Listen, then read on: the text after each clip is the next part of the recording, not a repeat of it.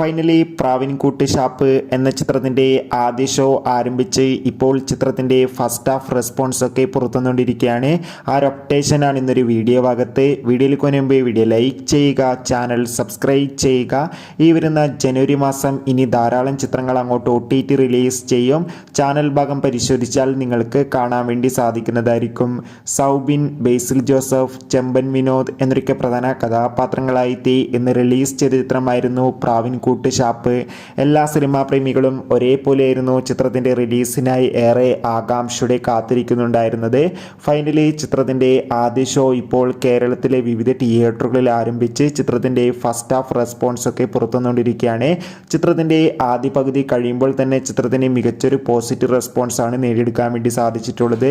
ചിത്രം കാണുന്ന സിനിമാ പ്രേമികളെല്ലാവരും ഒന്നടങ്കം പറയുകയാണ് ചിത്രം മികച്ചൊരു ആക്ഷൻ ത്രില്ലറാണെന്നും ചിത്രത്തിൽ സൗബിൻ്റെയും ബേസിൽ ജോസഫിൻ്റെയും മികച്ച അഭിനയം തന്നെ കാണാൻ വേണ്ടി സാധിക്കുന്നുണ്ടെന്നും.